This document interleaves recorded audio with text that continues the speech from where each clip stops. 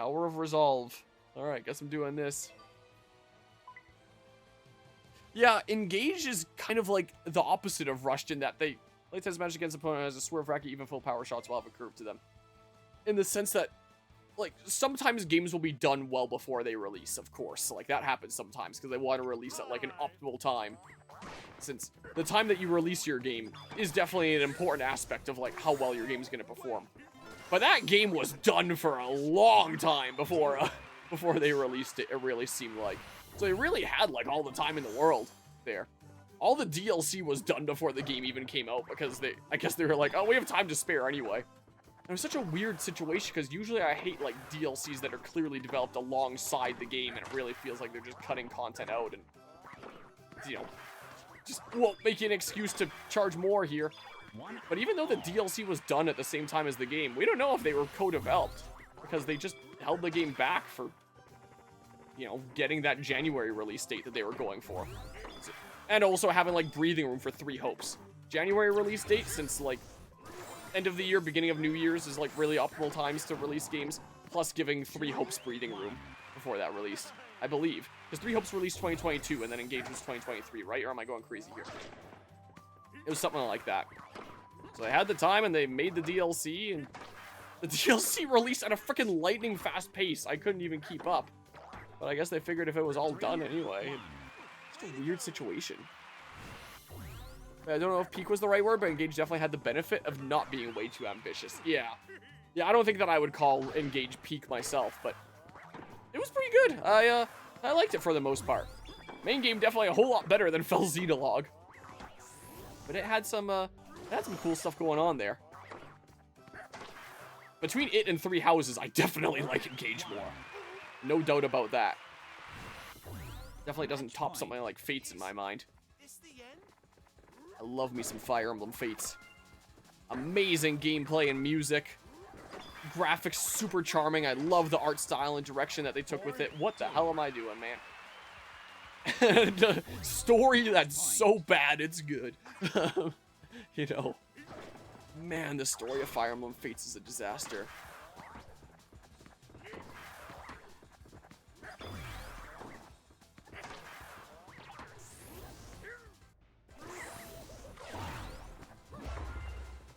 Star shot. Sweet, that's pretty fast there. Well, I guess on the intro, there's only peak or mid, no in between. New character, Chain Chomp, the heftiest of them all. Won't be pushed back even by a star shot. Can't add curve to any shots. Oh, interesting. Say peak because it's what I want from Fire Emblem. Fair enough there. Play a tennis match where both players wield fireball rackets. Watch out, if you touch a firebar, you'll catch fire. Yeah, as I learned during those multiplayer matches. Yeah, and when it comes to, like, Fortune's Weave, I'm really hoping that it's gonna be good. Like, I really like the art style there. It looks really charming from that trailer they released. The characters look really good. I'm gonna be intrigued with some of the character abilities, like Not Yuritsu there, being able to do, like, a teleport-y skill. You know, that's kind of cool. But, man, with it being a follow-up to 3 Houses, whether it's a sequel or a prequel, I really, really worry. Especially with the whole trailer focusing on this game's gimmick of there's 4 main characters that are each going to have their own thing going on. I'm really afraid they're going to turn into like 4 routes or something like that. I'm really quite worried. Oop. Wow. Ah! No!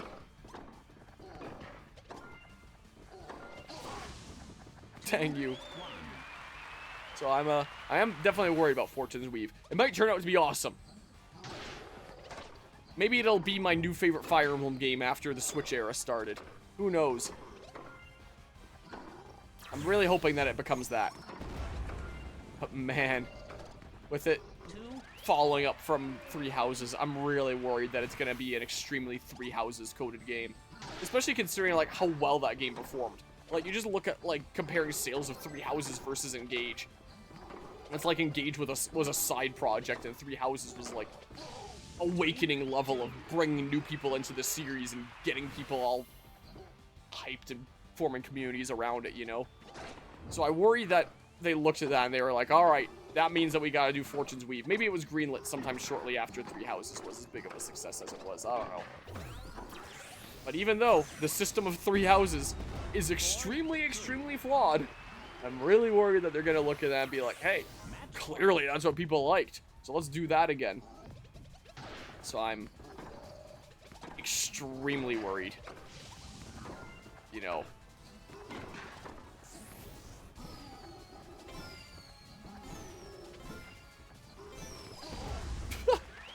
There we go. One thing I care about with Fortune's Weave is that Dark Knight guy because he looks like Alucard from Castlevania. Yeah, he looks basically like a Yaritza and Alucard had a child. That's what it kind of looks like. Three Houses is the type of game where it was loved so much by the public, even though the game design of it is just not good. Like Sonic 2, the game, is that game not have great game design? Player return challenge against Koopa Paratroopa, watch it for incoming high lobs.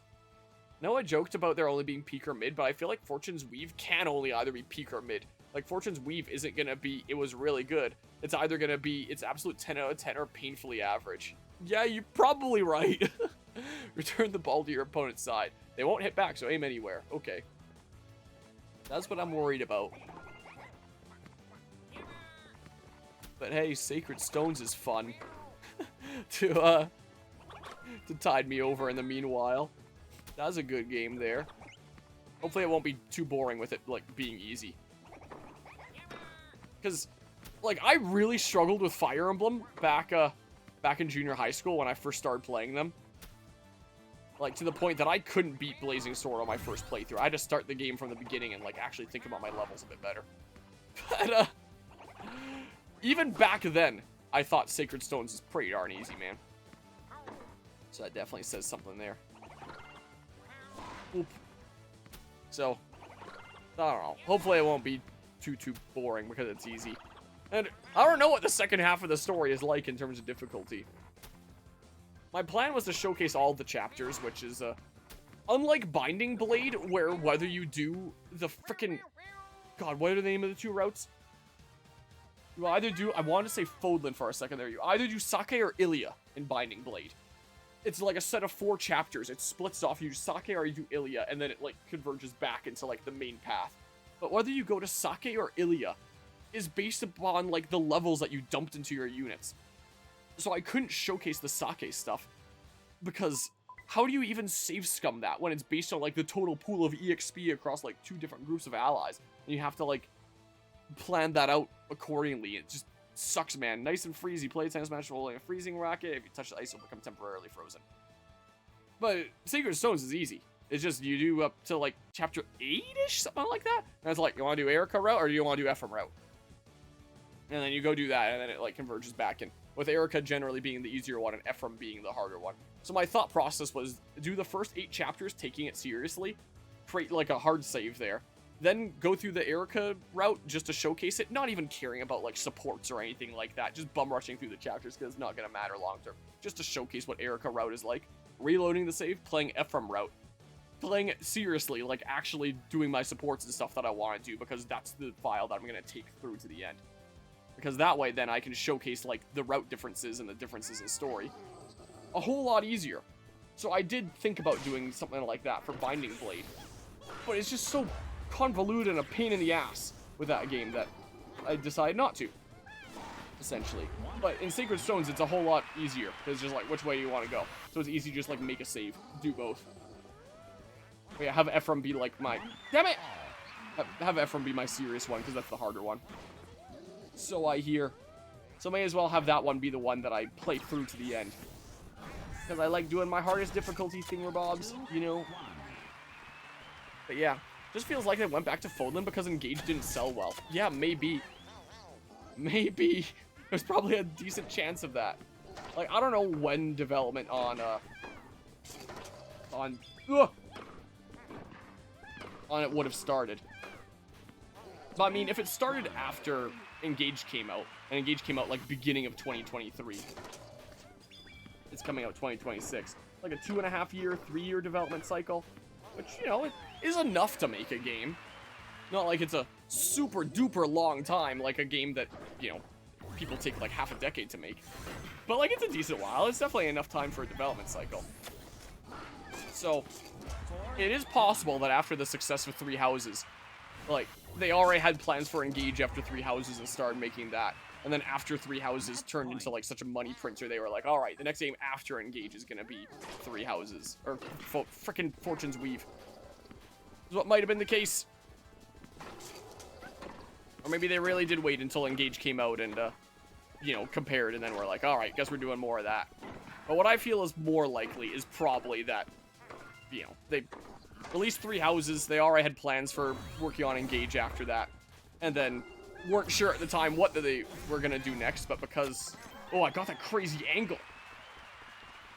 But because Three Houses did so well, they probably had plans for Fortune's Weave since Engage. I would imagine new racket, Ghost Racket, when active, makes the player and balls they hit invisible to other players. What? It's probably more likely. I don't know. Disappearing co-op ring shot.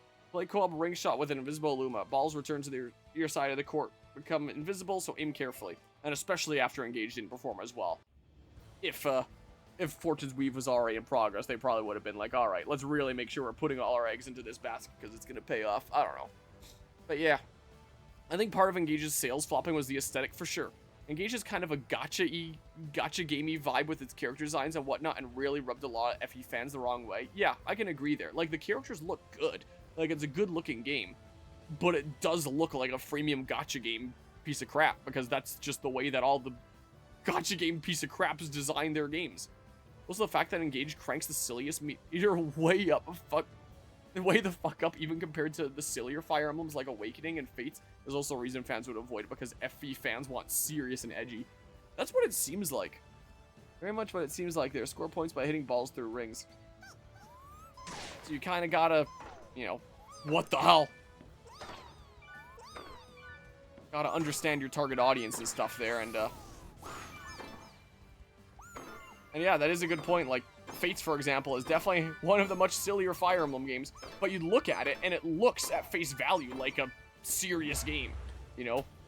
Serious, edgier game, this darker art style. You know, not these super bright popping colors of Engage. I mean, you compare, like, the character arts or something like Engage to Fates. Like, they both look good. I generally like the look of characters from Fates a bit more myself. Definitely the case. I just think that, like, Fate's character art is so awesome. It's my favorite art in the character art in the Fire Emblem series, in my opinion. Is my personal favorite. Is really good. Wah! Okay. Look at all them points and stuff. Just so clean. Love the costume designs. The different classes. It's just so good and so clean in Fates. A fan of Engage cranking up the silliness. I'm a fan of how utterly goofy the cast can be. One of the Japan-only DLCs in Fates here. If you marry Sakura, kinda straight up says, so what's it like to marry your brother? That had me cackling. Fates is such a weird game. Play test match with a team of small bloopers. Use your numbers advantage to make up for bloopers' short reach. Okay. Wizard Horse and Engage was peak character design. The Mage Knight is so good. And Engage. I love that class. I got to be the biggest blooper, thank goodness. Sweet. Whoops. Yeah, my bloopers mixed up. Yeah, I figured so there. I think Awakening had the best balance of serious and silly. Awakening's characters are really goofy, but then they hit you with their serious moments. Yeah, that's true. Fates, meanwhile, tries to be super serious with its story and fails utterly. And then becomes, like, silly disaster zone in the supports. Though sometimes it's also, like, super serious in the supports. And, you know, the best story is kind of in the supports, to be fair. But I feel like Fates is more silly than serious with most of its supports. I still think my favorite support conversation in the Fire Emblem series is Saizo and Baruka C support. Fates Revelations. That one is so good. Yeah, it really feels like. Give me more horses and wizard's hats. Yeah, if Fortune's Weave delivers that, then hell yeah. That would be awesome. I would love it to deliver that. Fates tries to be a serious story, but a lot of the characters are really goofy. Yeah, essentially. That's essentially what's going on there.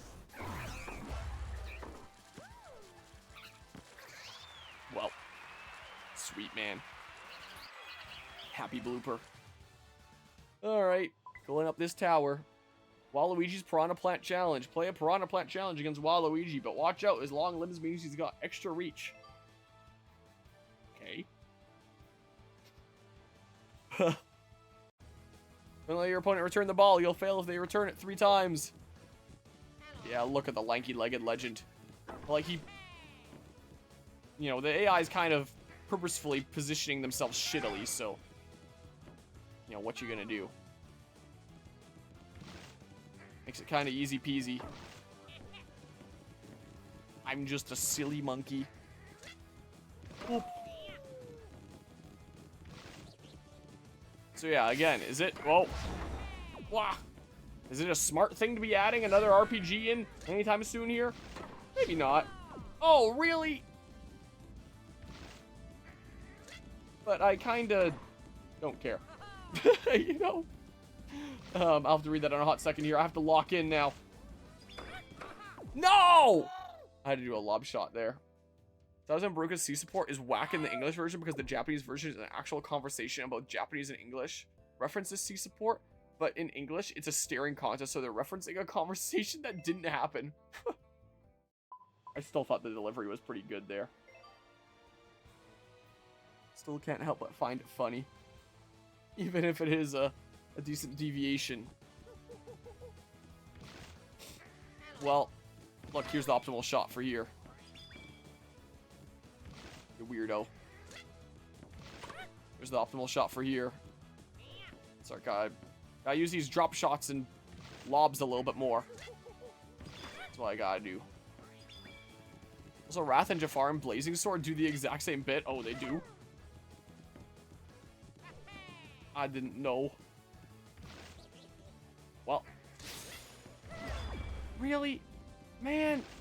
Oh my god. This sucks, man. Just go here then, away from the tornado. Just do that. Right, that should work. Oh crap. Oh my god, he actually got that.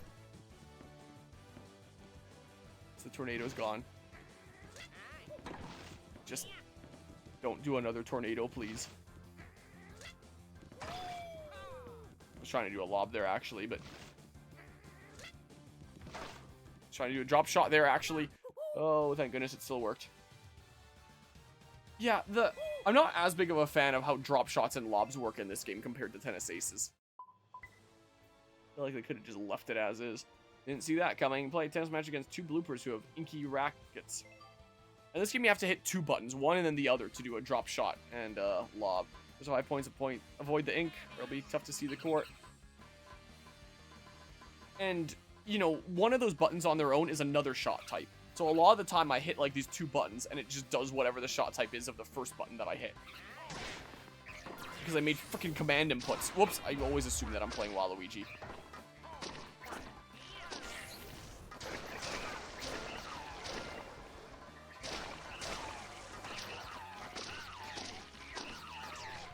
Jeez. Yeah, I see how that ink racket can be very strong. I'm seeing it. This is throwing me off so much. I'm typically the one that plays Waluigi. So this is really throwing me off. So weird to have Waluigi be my teammate and I'm not playing him.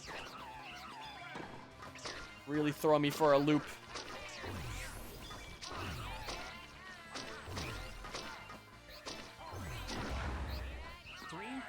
Okay.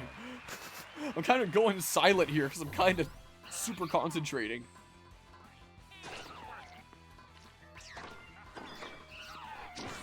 Uh-oh. Where? Okay. I couldn't even see where it went, but it worked for me, so heck yeah. Jeez. Server Waluigi. And it's not me. Heck yeah. But Awakening's style of character writing, where you have these characters that come off as really goofy and silly, but then there's serious moments coming in and you're like, whoa, was a big inspiration for my own character writing. Yeah, it is genuinely kind of a cool way that Awakening does it, honestly. And that is neat. Golden Dash Racket allows the player to leap toward even the most difficult shots with a burst of speed. Oh. Interesting. Bullet Bill Return Challenge. Your opponent wields a Bullet Bill Racket so the balls they hit will turn into zooming bullet bills. Hit them back. You know, return the ball to your opponent's side. They won't hit back, so aim anywhere. I was thinking for this next LAN event, I want to keep on doing, like, different games for each of the Mega FPS events. Like, do tournaments that are different each time and get people wondering, like, I wonder what Harmonia is doing for, like, a gaming tournament on the side this time. Always know that I've got, like, some sort of wild card thing going on. Enjoy the lurk there, Anima. And, I did, last Mega LAN, I did Mario Kart 8, since Mario Kart World was going to come out shortly after. Then HalloLAN, I did Mario Kart World. Oh my god. And then I did Kirby, gosh dang it, I did Kirby Air Riders this January with JanLAN. So I've done 3 racing games in a row, what with like new releases. Doing the, you know, Mario Kart 8 before it's no longer the most recent game. Jeez, okay, this is actually a little scary then. And, I was thinking, like, with summer, this Mega LAN, potentially doing something like Wii Sports Tennis. Like, that'd be really funny to see. But part of me is kind of wondering, like, maybe Mega LAN, some of the tournaments that I do should just be, like, some recent games that came out. Like, keep up that kind of theme. Like, maybe run a tournament for this game at Mega LAN. Potentially. I don't know. I'm going to have to brainstorm. But I might be tempted. You know? Should probably hang back farther. But I should probably do. This is a game that people would probably get a kick out of, like, trying the different racket types and not needing to, like, be an expert or anything. Everyone just kind of goes in, plays blind, and figures it out as they play and lose their minds over the crazy rackets and hecticness. It'd probably be pretty fun, honestly. I hit the fever shot button. Why did, like... I guess I have to hit it earlier. I don't know. Okay. Okay, I can't afford to lose here now. I can't afford to. I gotta lock in. What? Just take the freebie where I can get it. Oh. How? I am mashing the button. It's right beside me and I'm not getting it. Oh, no.